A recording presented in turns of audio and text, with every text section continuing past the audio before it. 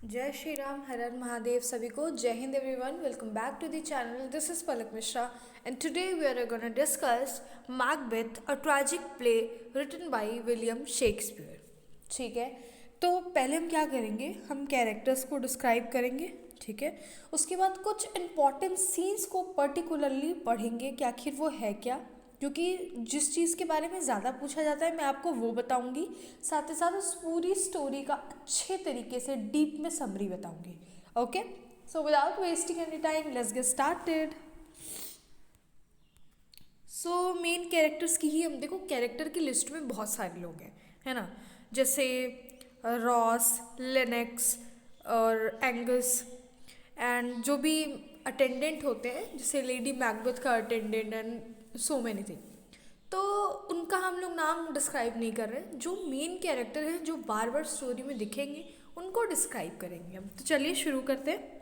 Main character में पहला of course the king Duncan, the king of Scotland. Okay, second है Malcolm जो उनके बड़े बेटे हैं। जो तीसरा नाम लिखा है डोनल बेन, ये डंकन के छोटे बेटे हैं। तो डंकन के दो बेटे हैं, मैलकॉम जो कि बड़ा बेटा और डोनल बेन यानी कि छोटा बेटा। ठीक, फिर आते हैं हमारे मैकबेथ प्रोटोगोनिस्ट, फिर उनकी वाइफ लेडी मैकबेथ जो कि इनसे भी ज़्यादा मैस्कुलिन है। ओके, फिर आते हैं बैंको। बैंको भी मैकबेथ की तरह ही एक स्कॉटिश जनरल है, नोबल मैन है। ओके, बैंको का सन है फ्लिएंस, ठीक है, जिसको मैकबेथ मारना चाहता था पर उसने बैंको को मरवा दिया, पर उसका जो बेटा था वो बच गया था। ओके, फिर मैकडफ है जो कि अंत में जाके हमारे प्रोटोगोनिस्ट को किल करता है, क्योंकि मैकबेथ ने इसकी वाइफ और उसके बच्चों को मरवा दिया था। ओके, वाउंडेड सर्जेंट है, इसका यहाँ पे बहुत बड़ा रोल है कि कैसे आखिर मैकबेथ थिन ऑफ काउडर बनता है। ठीक, उसके बाद हमारी आती है चुड़ैले, थ्री वियर्डो सिस्टर्स। तो थ्री विचेस हैं जो हमारी चुड़ैल है, और कुछ अदर सेकेंडरी कैरेक्टर्स है जिसका यहाँ पे डिस्क्रिप्शन नहीं है। अब आते हैं भाई इंट्रोडक्शन पे, हम बैकग्राउंड समझेंगे। तो देखो, जो मैकबेथ है वो पब्लिश हुआ है 1623 में। ओके, और ये मैकबेथ का जो बैकग्राउंड है वो बेसिकली क्या है, वॉर का बैकग्राउंड है। ओके, बैटल किसके बीच में हो रहा है, नॉर्वे। देखो, यूरोप की दो कंट्री है, नॉर्वे और स्कॉटलैंड। नॉर्वे ने स्कॉटलैंड पे अटैक किया और आयरनी देखो, नॉर्वे ही हार गया, Scotland won the battle. Okay, setting रखी गई है 11th सेंचुरी की स्कॉटलैंड। इसमें हम लोग बोलते हैं ना हमेशा कि unity of time, unity of place, unity of action, जो कि क्या बोला जाता है, दीज आर सम यूनिटीज जो कि हर एक ड्रामा में फॉलो होनी चाहिए अकॉर्डिंग टू एरिस्टोटल। तो शेक्सपियर जी कहते हैं कि देखो भाई, ना यूनिटी ऑफ टाइम फॉलो करूँगा ना यूनिटी ऑफ प्लेस फॉलो करूँगा, मैं ऐसा ड्रामा लिख दूंगा जो वर्ल्ड वाइड फेमस होगा, क्रिटिसाइज भी होगा, लेकिन मेरे ड्रामे की कोई टक्कर भी नहीं होगी जो कि हमारा मैकबेथ है। सच में, अब आप फॉर्मल एजुकेशन की बात करोगे तो शेक्सपियर के फॉर्मल एजुकेशन भी कोई नहीं जानता, लेकिन शेक्सपियर के ड्रामास इतने ज़्यादा ब्रिलियंट है कि आप उसको पढ़ोगे तो आपको लगेगा ओ माय गॉड। ठीक है, उन्होंने ना, शेक्सपियर ने ना यूनिटी ऑफ प्लेस को फॉलो किया है, क्योंकि देखोगे आप इसमें कभी वो बैरल फील्ड की बात करेगा, कभी वो स्कॉटलैंड में आ जाएगा, ठीक है, कभी किसी और प्लेस का डिस्क्रिप्शन होने लगेगा। जैसे मैंने यहाँ पे लिखा है ना कि कभी स्कॉटलैंड का फील्ड, बैटल फील्ड दिखाएगा, कभी किंग का पैलेस जस्ट उसी के जस्ट बाद दिखा देगा, है ना, कभी जो है मैकबेथ जो है जिस विचेस के साथ कन्वर्सेशन करेगा वो वाला सीन दिखाएगा। तो यूनिटी ऑफ प्लेस तो फॉलो नहीं हुआ है। यूनिटी ऑफ प्लेस क्या कहती है कि जो भी सीन हो रहा है वो एक ही प्लेस पे हो, ये 4 बार ये जो स्विच कर रहे हैं वो ना हो। ओके, यूनिटी ऑफ टाइम भी फॉलो नहीं किया है मैकबेथ ने, है ना, रात हो रहा है, कभी अचानक से दिन भी हो रहा है, अचानक से सेम प्लेस पे रात भी शो हो रहा है। तो ये जो दिखा रहे हैं मैकबेथ जी, वो कहते हैं कि यूनिटी ऑफ टाइम फॉलो नहीं कर सकता मैं, I am really sorry, unity of place भी फॉलो नहीं करूँगा, मैं फॉलो करूँगा यूनिटी ऑफ एक्शन। तो उन्होंने बस यही किया है। अब मैंने बोला था कि यंग सॉरी यहाँ पे मैंने यंग सर्जेंट लिखा है ना, उसमें वाउंडेड सर्जन कर लेना। देखो सर्जन जो था वो क्या था, बैटल फील्ड से भाग कर आया था, है ना।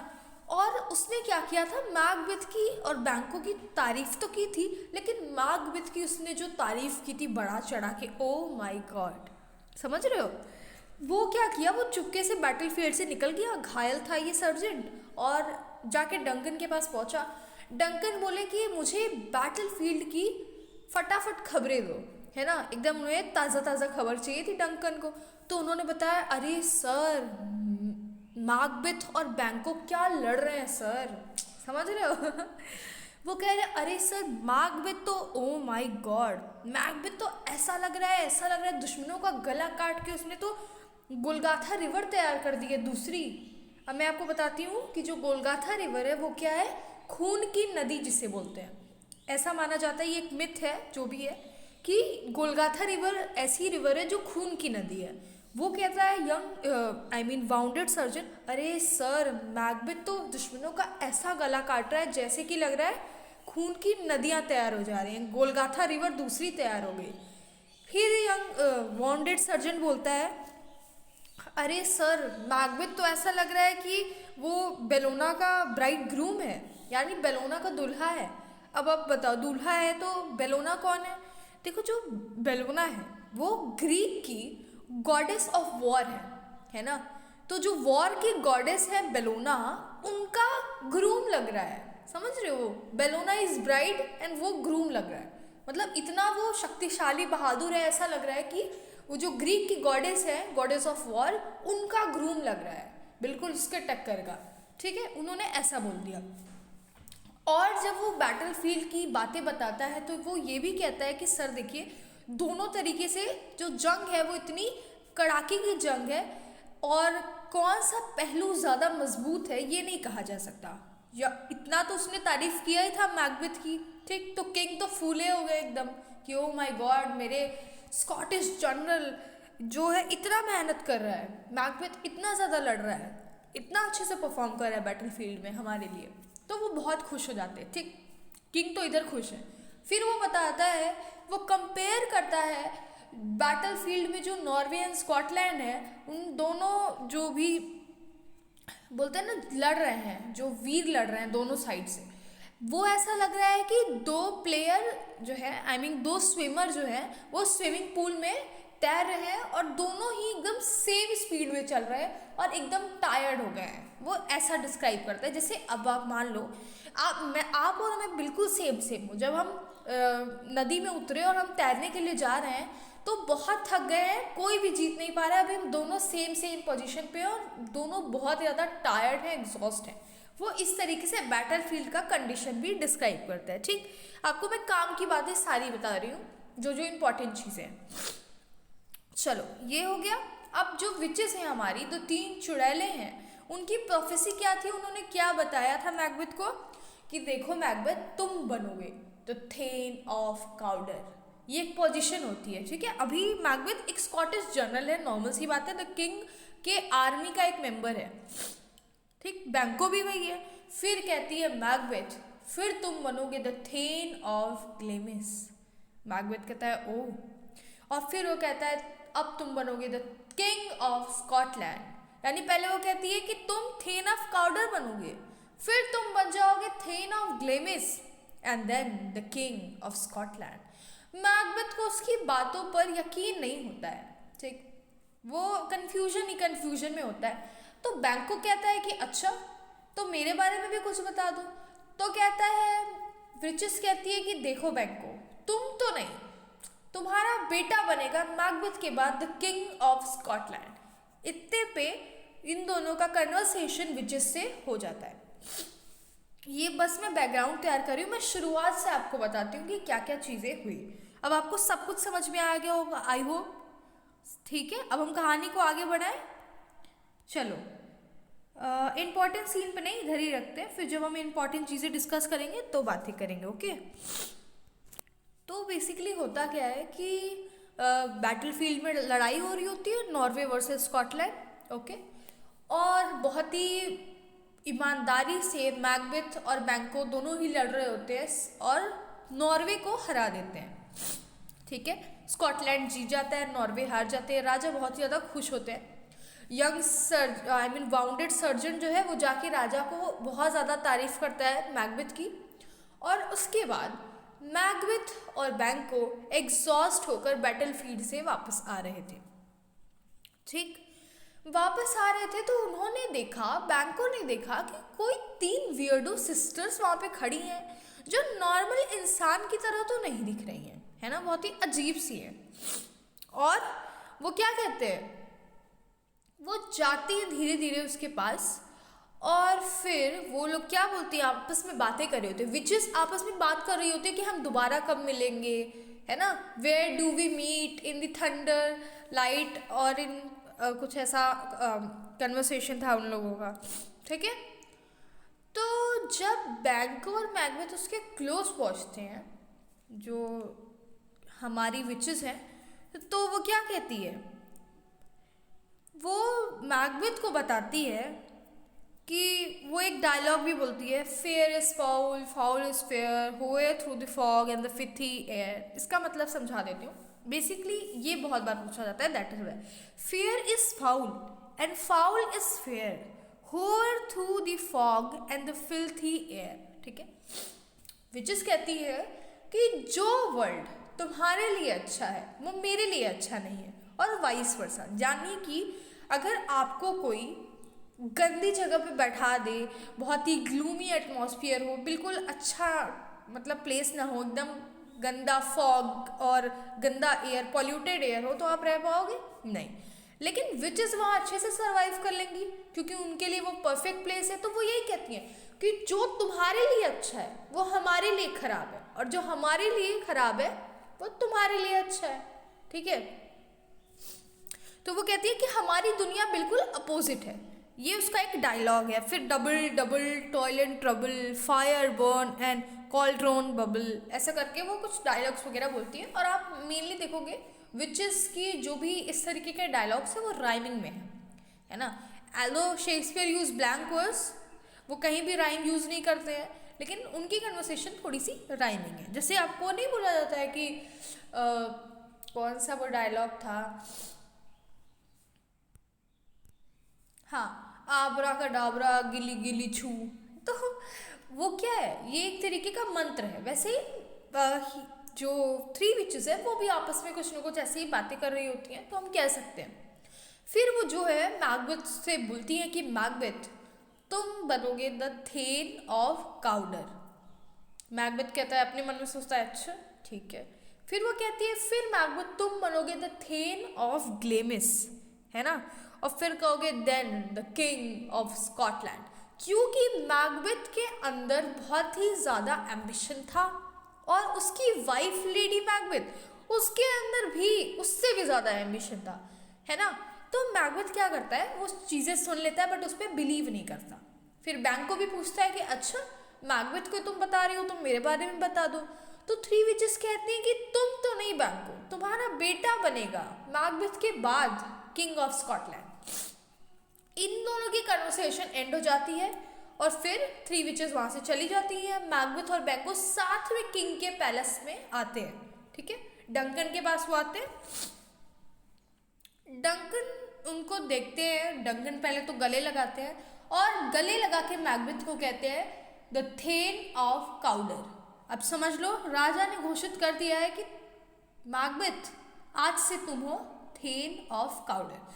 अब मैकबेथ के मन में ये चलने लगा कि यार विचेस की भविष्यवाणी पहली तो सही हो गई, तो इसका मतलब दूसरी भी सही हो सकती है और मैं बन सकता हूँ the king of Scotland. Okay, इतनी कन्वर्सेशन के बाद होता क्या है कि मैकबेथ जाता है और एक लेटर लिखता है अपनी वाइफ को, लेडी मैकबेथ को। क्या लिखता है कि 3 विचेस की ये प्रोफेसी थी, है ना, उसके बारे में डिस्क्राइब करता है और लेटर भेज देता है लेडी मैकबेथ को।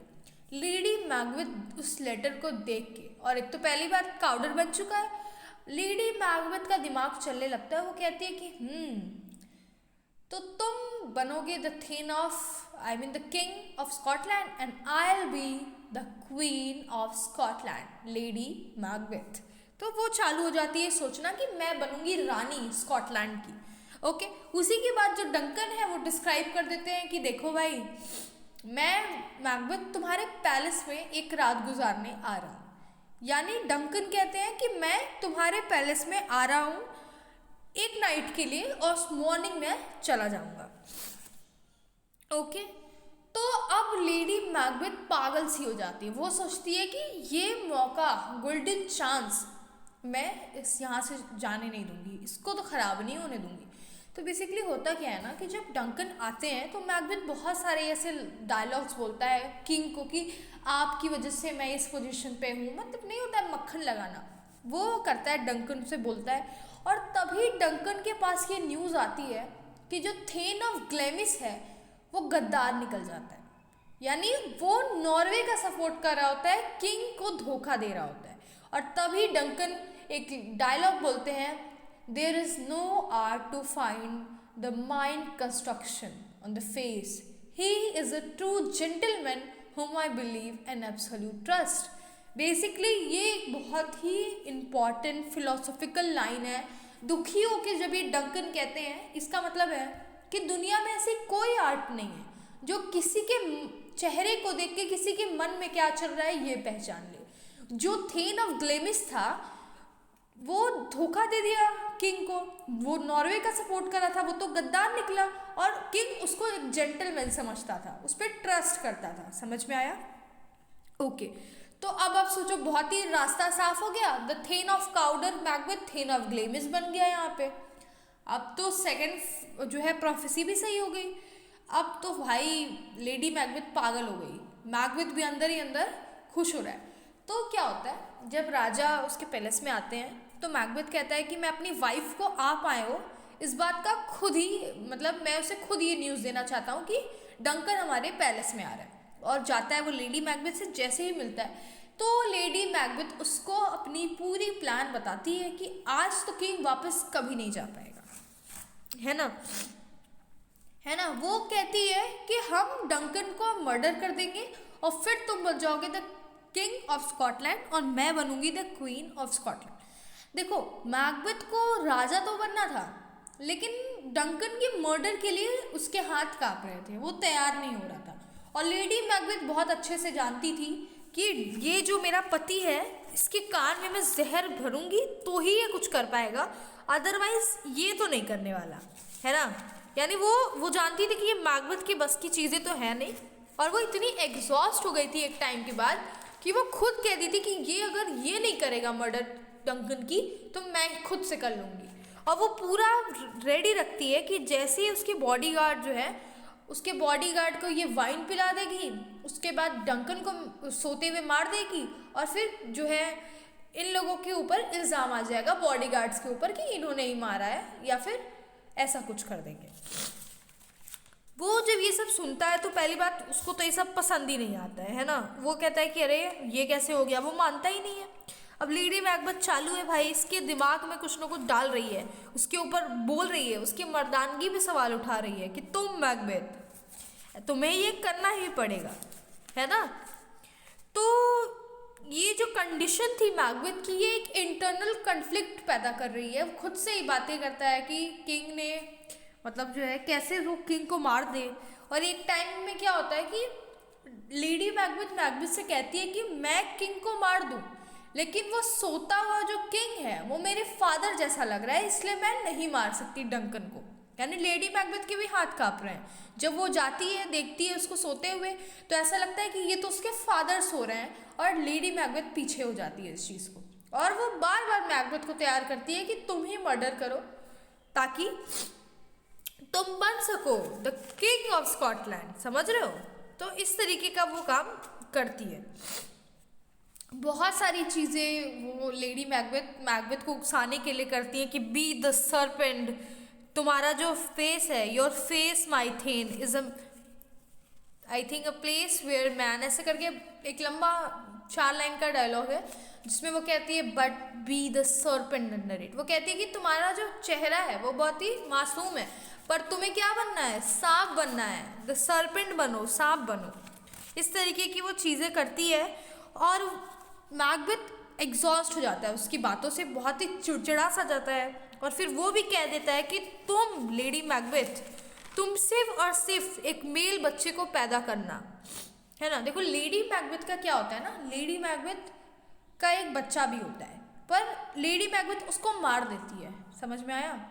यानी जो लेडी मैकबेथ है उसने अपनी जो पहले वो मदर होती है लेकिन वो अपने ही छोटे से शिशु को मार देती है, तो वो उसका भी एग्जाम्पल देती है कि टेंडर लव क्या होता है ये मुझसे ज़्यादा कोई नहीं जानेगा। जो मेरा खुद का बच्चा जो मेरा दूध पी रहा है वो मेरी तरफ देख के स्माइल कर रहा हो, फिर भी उसका सर मैं दीवार में ऐसे लड़ा दूँ, इस तरीके का एक डायलॉग है। वो कहती है तो मुझसे ज़्यादा कोई नहीं जानता कि what is tender love is. और मैकबेथ बहुत गुस्सा हो जाता है क्योंकि वो उकसा रही होती है कि बस डंकन का मर्डर करने के लिए तैयार हो जाए, इसको रेडी कर रही होती है। तब वो मैकबेथ कहता है bring forth men children only for thy undaunted मेल्टेड should compose nothing but males. वो कहता है कि तुम लेडी मैकबेथ कभी भी किसी फीमेल चिल्ड्रन को बर्थ मतलब देना, यानी तुम हमेशा एक मेल चाइल्ड को ही जन्म देना, क्योंकि टेंडर लव क्या होता है ये तुम कभी नहीं समझ पाओगे। क्योंकि वो उसकी मैस्कुलिनिटी पे सवाल उठा रही होती है और बहुत ही ज़्यादा मैकबेथ को उकसा रही होती है। और फिर एक टाइम के बाद मैकबेथ रेडी हो जाता है, समझ में आया। ओके, तो अब यहाँ पे मैकबेथ भी भाई रेडी है किंग का मर्डर करने के लिए। चलो अब होता क्या है, मैकबेथ जो है रेडी है, सारी चीज़ें रेडी हैं। लेडी मैकबेथ जो बॉडीगार्ड्स हैं उनको क्या करती है, उनको इतनी ज़्यादा वाइन पिला देती है और सुला देती है, तो इधर बॉडीगार्ड तो सो गए। फिर क्या होता है, मैकबेथ मार देता है डंकन को, सोते हुए डंकन को। ओके, और उसके बाद हॉर्न बजा देता है कि देखो किंग का तो मर्डर हो चुका है ना। और किंग के मर्डर का खबर सुनते ही जो मैल्कॉन और डोनाल्ड बेन है वो दूसरे कंट्री भाग जाते हैं, ये सोच के कि कहीं अपने पिता की मृत्यु का इल्ज़ाम न लगे मुझ पे कि मैंने इनको मारा है। वो दोनों यहाँ से भाग जाते हैं। और मज़े की बात तो ये है कि जो मैल्कॉम है उसको राजा ने बोल दिया था कि मेरे बाद मेरा उत्तराधिकारी पूरा राज्य मैल्कॉम संभालेगा, मेरा बड़ा बेटा। तो समझ लो कि अब वो भी भाग गया, तो अब कौन बनेगा किंग, क्योंकि डंकन तो मर चुके हैं। तो king will be Macbeth. Macbeth का रास्ता साफ हो गया क्योंकि उसका बड़ा बेटा तो है ही नहीं। अगर उसका बड़ा बेटा भागता नहीं तो मैकबेथ के लिए फिर वो भी प्रॉब्लम होता। ओके, लेकिन किंग की जो डेथ हुई उसका सबसे बड़ा शक करने वाला बैंको था, क्योंकि बैंको तो जानता था कि 3 विचेस ने ऑलरेडी प्रोफेसी कर रखी थी कि ये बनेगा द किंग ऑफ स्कॉटलैंड। लेकिन डंकन का इसी के पैलेस में मर्डर हो जाना ये तो आम बात नहीं है। तो वो पूरा शक करके रखता है कि ये जो मैकबेथ है वही किंग का मर्डर किया है और ये और उसकी वाइफ दोनों नाटक कर रहे हैं। तो क्या होता है, होता क्या है सुनो।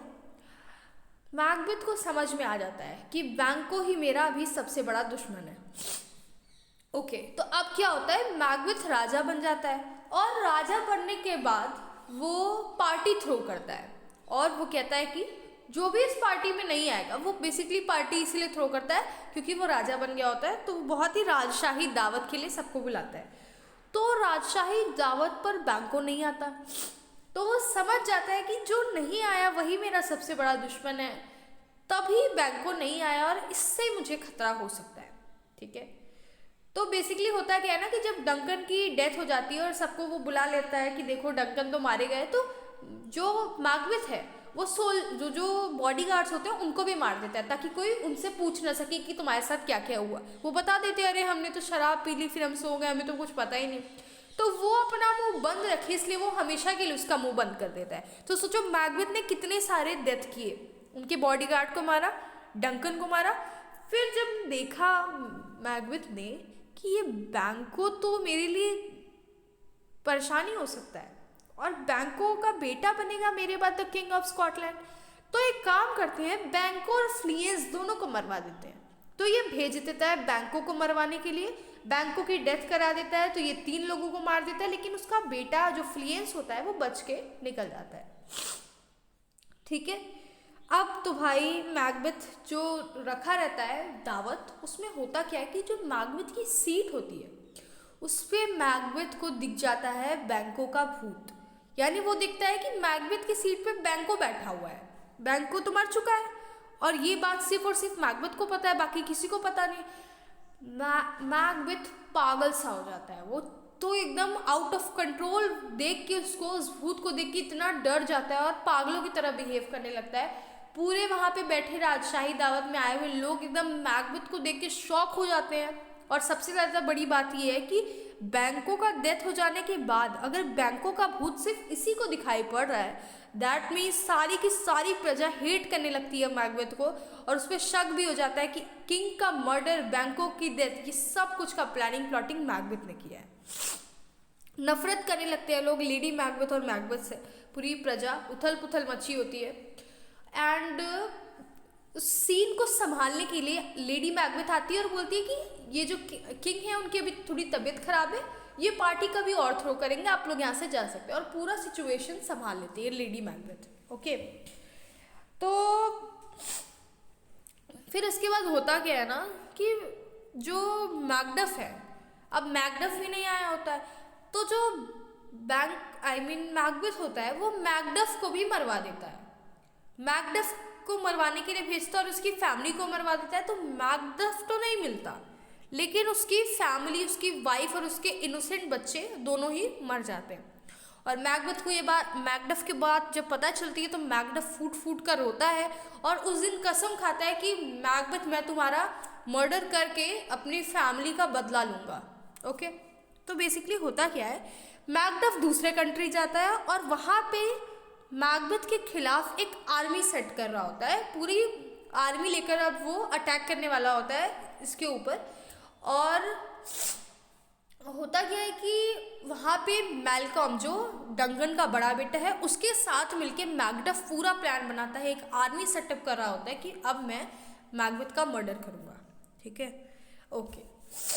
अब क्या सीन है, लेडी मैकबेथ का अब सीन बताती हूँ। अब लेडी मैकबेथ की भी हालत बहुत ही ज़्यादा ख़राब हो चुकी है। मैकबेथ का क्या हो रहा है, मैकबेथ को बार बार, मतलब मैकबेथ का इतना हालत ख़राब हो जाता है कि उसको ऐसा लगता है कि उसके हाथ पे क्या है, जो ब्लड का जो निशान है वो क्या कर रहा है, वो पूरा ओशन, उन्होंने एक स्टेटमेंट दी है कि जो होल ओशन है वो भी इस मेरे ब्लड लगे हुए हाथ को, उसका पानी इसको साफ नहीं कर सकता और उल्टा वो ग्रीन ओशन जो है वो रेड ओशन में बदल जाएगा। है ना, मैं आपको वो लाइन पढ़ के सुनाती हूँ। या what hands are here, huh? They pluck out my eyes with all great Neptune ocean washed its blood, making dash dash dash. That means there are so many lines in between also, making green one red. वो कहता है कि जो Neptune ocean है वो, उसका भी, ocean का पानी भी मेरे हाथ को क्लीन नहीं कर सकता, उल्टा ये ब्लड को क्लीन करने में वो पूरी ओशन क्या हो जाएगी, ग्रीन से रेड हो जाएगी। है ना, actually Macbeth was in depression, lady Macbeth was in depression, और उन दोनों की हालत तो बहुत ख़राब हो जाती है। लेडी मैकबेथ स्लीप वॉकिंग करने लगती है, अपने सर पे कैंडल रख के अपने हाथ में बुक लगकर वो चल रही होती है। और जो लेडी मैकबेथ का जो अटेंडेंट होता है, जो डॉक्टर होता है, वो बता देता है कि लेडी मैकबेथ की हालत बहुत ख़राब है। लेडी मैकबेथ जहाँ सोती है वो अपने बगल में हमेशा एक कैंडल को जला कर रखती है और अपने से ही कुछ ना कुछ बातें कर रही होती है हमेशा। ठीक है, वो खुद से ही कुछ ना कुछ बोलती रहती है और उसको ऐसा लगता है कि उस जो लेडी मैकबेथ है उसके हाथ में ब्लड लगा हुआ है और पूरे जो अरेबिया के परफ्यूम्स है वो सारे परफ्यूम भी मेरे हाथों को स्वीट नहीं कर सकते। यानी वो, उसको ऐसा लगता, वो मतलब एक हाथ में 4 बार वो हैंड वॉश करती थी क्योंकि उसको ऐसा लगता था कि उसके हाथों में ब्लड है। तो लेडी मैकबेथ का डाउनफॉल चालू हो गया, मैकबेथ का डाउनफॉल चालू हो गया और लेडी मैकबेथ की बहुत ज़्यादा बुरी हालत हो जाती है ना। उसको ऐसा लगता है कि उसके हाथ में 24 घंटे खून लगा हुआ है और वो क्या है, वो कहती है कि जितने भी परफ्यूम्स हैं अरेबिया के वो मेरे इस लिटिल हैंड को स्वीट नहीं कर सकते। इस तरीके का वो स्टेटमेंट पास करती है। तो पहले lady Macbeth was so over ambitious and determined, और आज वो लेडी मैकबेथ की हालत इतनी बुरी हो गई है। वो स्लीप वॉकिंग कर रही है, वो खुद से बातें कर रही है, वो 1 घंटे में 4 बार हैंड वॉश कर रही है। उसको ऐसा लग रहा है कि उसने जो सिन किए, जो पाप किए, उसके नीचे वो एकदम दब गई है। समझ में आ गया? ओके, तो चलो लेडी मैकबेथ की डेथ का भी न्यूज़ आ जाता है। समझ में आया? मतलब लेडी मैकबेथ का डेथ का न्यूज़ उसके जो अटेंडेंट होते हैं वो बताते हैं कि Macbeth, lady Macbeth is no more. और इसको सुन के मैकबेथ बहुत ज़्यादा दुखी हो जाता है और वो कहता है लेडी मैकबेथ को अभी नहीं मरना चाहिए था। ओके, अब देखो होता क्या है। अब का जो सीन है, मैकबेथ की भी वही हालत ख़राब है, उसको भी ऐसा ही लगता है कि उसने क्या क्या कर दिया। बट अभी भी मैकबेथ विचेस से मिलने जाता है। वो पूछता है कि मैं कैसे मरूंगा, है ना, मेरी डेथ कैसे होगी। वो विचेस से पूछता है क्योंकि अब वो उसे टेंशन होने लगी है, क्योंकि पूरी प्रजा उसके खिलाफ है ना, विद्रोह में है, सबके अंदर विद्रोह है। क्योंकि डंकन का मर्डर, बैंको, मैकडफ और वो इनोसेंट्स बॉडीगार्ड्स, बहुत सारा मर्डर करा चुका। तो विचेस कहती है कि हाँ, विचेस फिर 2 प्रोफेसी करती है। ठीक है, विचेस क्या प्रोफेसी करती है? विचेस कहती है कि तुम्हारी मर्डर तब होगी जब तुम देखोगे कि जो फॉरेस्ट है वो तुम्हारे पास चलकर आ रहा है। अब मैकबेथ सोचता है कि देखो, फॉरेस्ट के पैर तो होते नहीं है कि वो मेरे पैलेस की तरफ चलकर आने लगे। दैट मीन्स कि मेरी मृत्यु ऐसे तो नहीं होगी। फिर वो सेकंड पॉइंट बोलती है कि कोई भी वो बच्चा, वही इंसान तुम्हें मारेगा जो अपनी माँ के पेट से जो अपनी माँ के पेट से जन्म नहीं लिया हो। अब मैकबेथ को पूरा यकीन हो जाता है कि अब तो वो अजर अमर है, कोई उसे नहीं मार सकता, क्योंकि ऐसा कोई इंसान नहीं है जो अपनी माँ के पेट से जन्म ना ले। अब मैकबेथ आराम से चिल हो गया है अब कि अब तो कुछ नहीं हो सकता। लेकिन मैकबेथ का भ्रम तोड़ने के लिए मैकडफ आ रहा है। मैकडफ जो है, जो सेना तैयार कर रहा होता है, उसमें होता क्या है कि जो सारी सेना है वो डायरेक्टली तो अटैक करती, तो ऐसा तो पॉसिबल था नहीं। आपने कभी देखा है डायरेक्टली अटैक कर रही है, चल के आ रहे हैं बस अटैक। मैकडफ की जो सेना होती है वो अपने ऊपर पेड़ पत्थरों को बांध लेती है, और बहुत ही ह्यूज नंबर ऑफ आर्मीज होती है जो पेड़ पत्थरों को अपने ऊपर बांध देती है अपने आप को हाइड करने के लिए।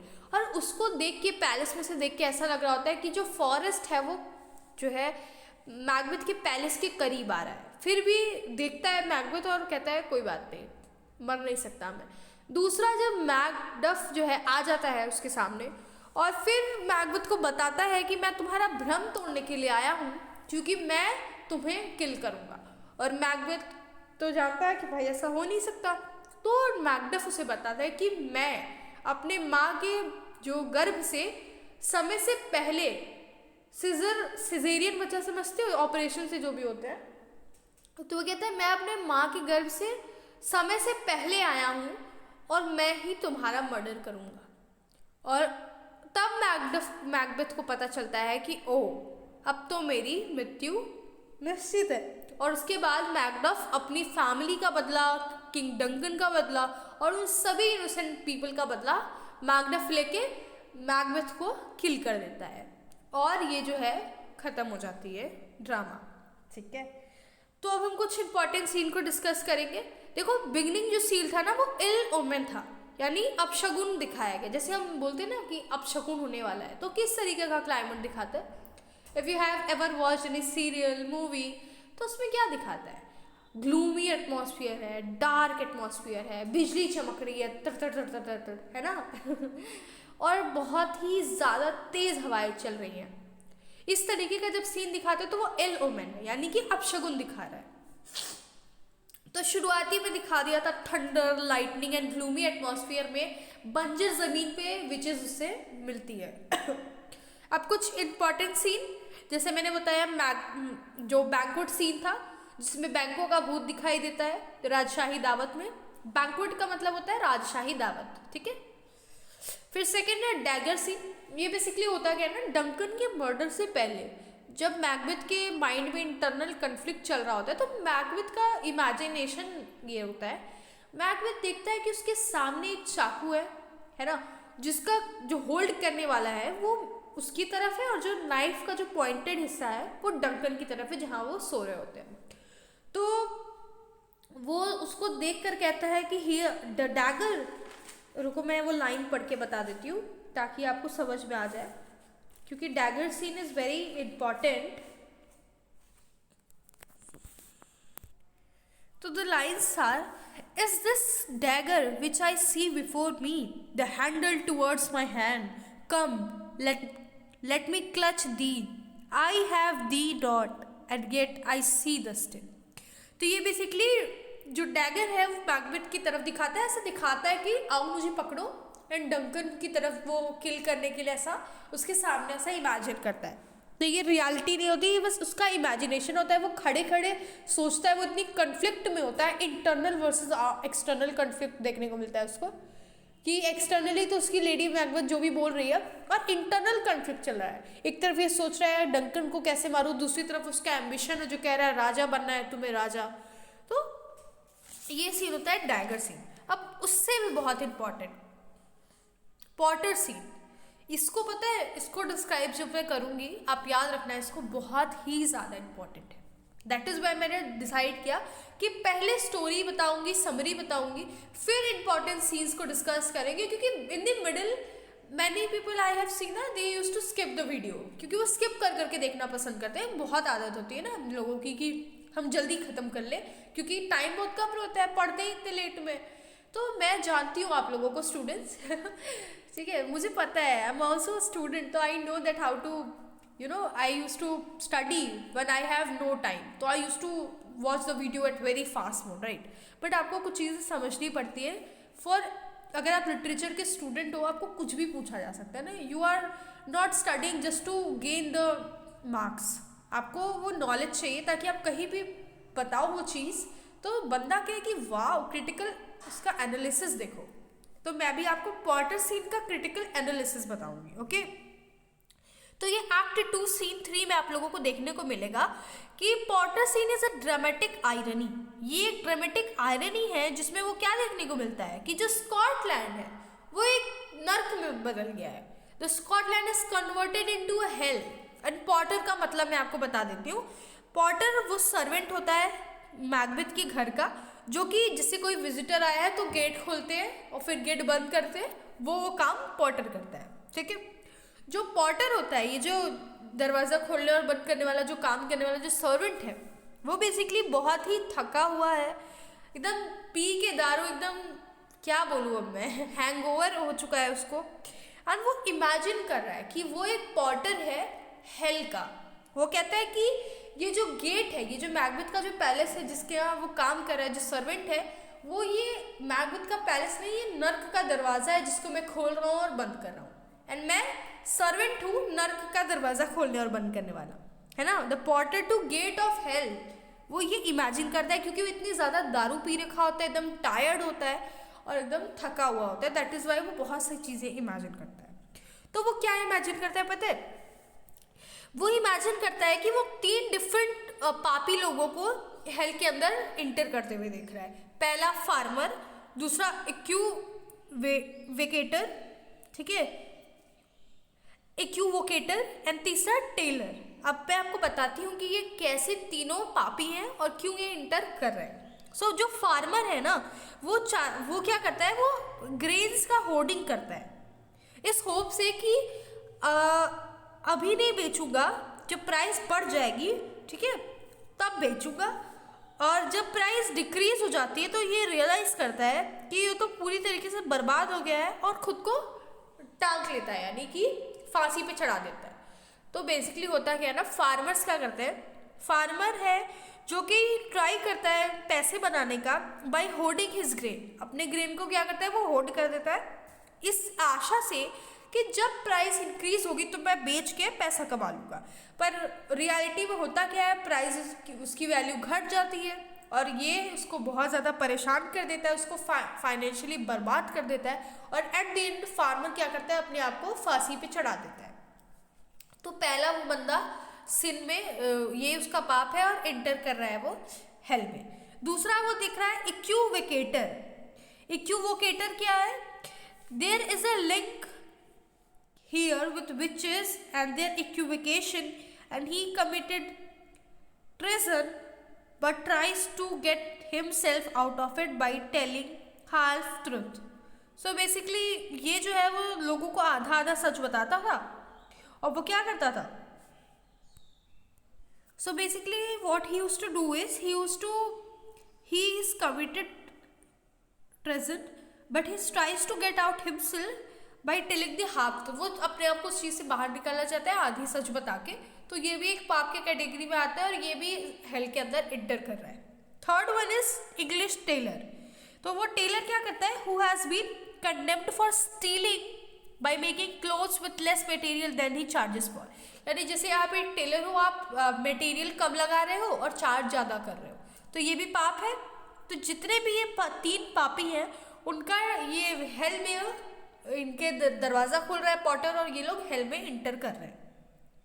ठीक है, तो कुछ लोगों का ये मानना है कि ये जो पॉटर वाला सीन है ये इतनी ज़्यादा सीरियस ड्रामा जो दिखा रहा है मैकबेथ का, उसके बीच में एक ह्यूमर क्रिएट करने के लिए कि देखो यार ये क्या सोच रहा है कि ये नर्क का दरवाज़ा खोल रहा है, एकदम पीक, एकदम भाई हैंगओवर हो गया है इनको पॉटर को.